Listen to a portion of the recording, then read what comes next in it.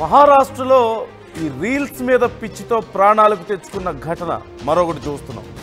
ఒక మాటలో చెప్పాలంటే పిచ్చి పీక్ స్టేజ్కి చేరడం అంటే ఇదే. రోజుకొకళ్ళు ఎక్కడో ఒక చోట ఇలా ప్రాణాల మీదకు తెచ్చుకుంటూనే ఉన్నారు. మొన్న తెలంగాణలో చూసాం ఇలాంటి పరిణామమే.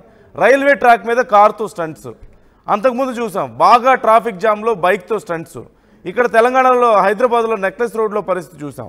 అలాగే అంతకుముందు ఒకసారి ఇలాగే వైజాగ్ బీచ్లో కూడా ఇలాగే చేసి ప్రాణాల మీదకు తెచ్చుకున్నటువంటి పరిస్థితి, ఆ వాటర్లో కొట్టుకుపోయి. ఇలా రోజు ప్రతి చోట ఎక్కడో ఒక చోట ఇలాంటివి జరుగుతూనే ఉన్నాయి. ఎంత చెప్పినా వినకుండా మా పిచ్చి మాకు ఆనందం అన్నట్లుగా ఇలా వ్యవహరించి ప్రాణాల మీదకు తెచ్చుకుంటున్నారు. ఇప్పుడు మహారాష్ట్రలో అలాంటి ఘటన ఒకటి చోటు చేసుకుంది. పఠాన్ సదావఘపూర్లో రీల్స్ కోసం కార్తో ఒక స్టంట్స్ చేసి కొండపై నుంచి పడి 300 అడుగుల లోయలో పడిపోయి ప్రాణాలతో చెలగాటం ఆడినటువంటి పరిస్థితి.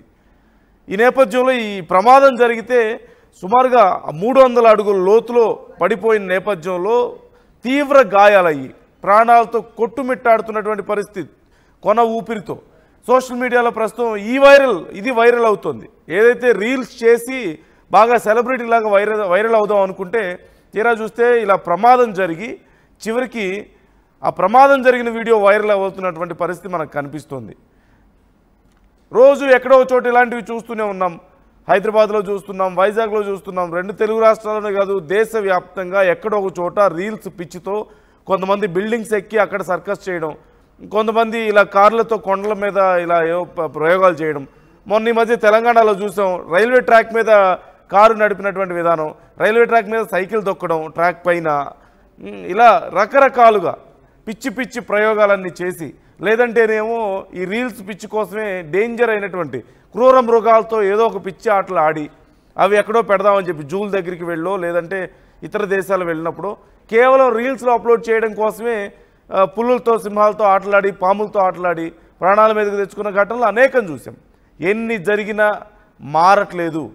ఇలా ప్రాణాల మీదకు తెచ్చుకుంటూనే ఉన్నారు. చాలామంది ప్రాణాలు పోగొట్టుకుంటున్నటువంటి పరిస్థితి కనిపిస్తుంది. 300 అడుగుల లోయలో పడిపోయింది కారు.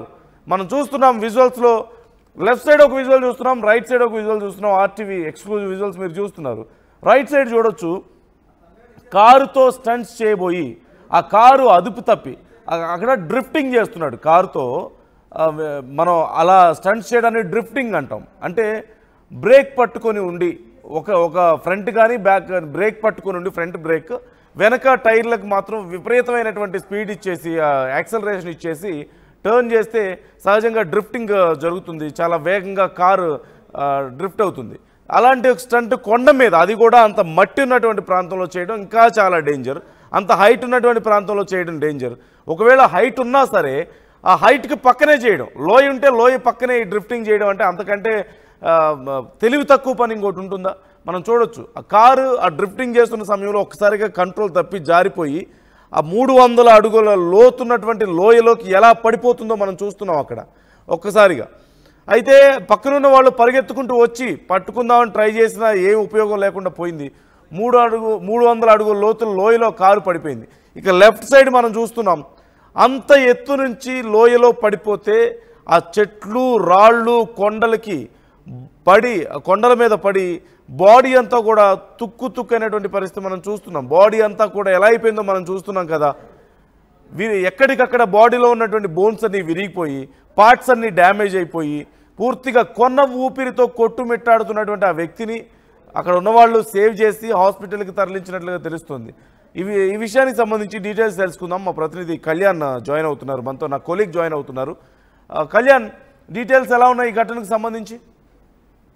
నందు, మనం చూస్తే సతారా జిల్లాలోని గురజ్వాడిలో ప్రసిద్ధ టేబుల్ పాయింట్ నుంచి ఈ ఇన్సిడెంట్ జరిగింది. అక్కడ ఇన్స్టాగ్రామ్ లో ఏదైతే పాపులారిటీని సంపాదించుకోవడానికి ఇవాళ రేపు ఓవర్ నైట్ స్టార్స్ అయిపోదాం, రాత్రికి రాత్రి యూట్యూబ్ లో ఇన్ఫ్లుయెన్స్ అయిపోదాం, స్టార్ అయిపోదాం అన్న ఉద్దేశంతో చాలా మంది రీల్స్ చేయడం లేకపోతే వ్లాగ్స్ చేయడం ఇలాంటివన్నీ చేస్తున్నారు. కానీ దానివల్ల జలపాతాల దగ్గర కావచ్చు, లేకపోతే ఇలా లోయల దగ్గర, ఇలా కొండ ప్రాంతాల దగ్గర స్టంట్స్ చేసి చాలా మంది చనిపోవడం మనం ఇంతకుముందు కూడా గమనించాం. ఈసారి కూడా అలాంటి ఘటనని మళ్ళీ చోటు చేసుకుంది. 20 ఏళ్ల సాహిర్ అనిల్ జాదవ్, అంటే గోలేశ్వర్ కరాడ్ కి సంబంధించిన ఈ యువకుడు రివర్స్ స్టంట్ చేయడానికి ప్రయత్నించాడు.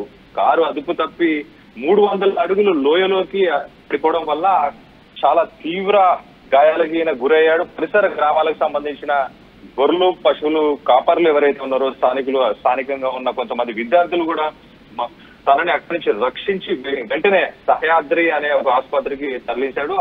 తరలించిన తర్వాత అతని పరిస్థితి చాలా క్రిటికల్ గా ఉందని కూడా మనకి ఇప్పుడు తెలుస్తుంది.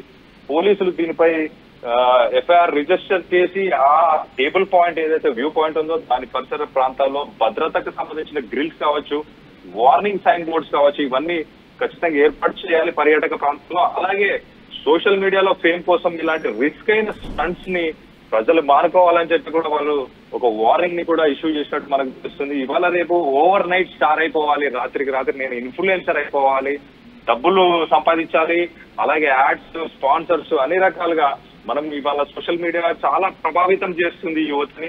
సో దాని రిజల్ట్ ఇదని చెప్పుకోవచ్చు. మొన్న మనం చూసుకుంటే రాజస్థాన్ లో కూడా ఒక తండ్రి తన కూతురిని ఒక రిజర్వాయర్ దగ్గర చిన్న ఒక బాక్స్ మీద కూర్చోబెట్టి ఫోటోలు తీపిచ్చే ప్రయత్నం కూడా చేశాడు. ఇలాంటి స్టంట్స్ అన్ని పెద్దవాళ్ళు, చిన్న వాళ్ళు, వయసుకి పరిమితం లేకుండా అందరూ ఈ మధ్య ఇలాంటి అన్ని చేస్తున్నారు. దీనివల్ల చాలా ప్రమాదాలు మనం చూస్తున్నాం. ఇంకా నేర్చుకోవాల్సింది దీని నుంచి ఖచ్చితంగా అందరూ నేర్చుకొని ఇలాంటి తప్పిదాలు ఖచ్చితంగా చేయకుండా ఉండాలని చెప్పి తెలుస్తుంది.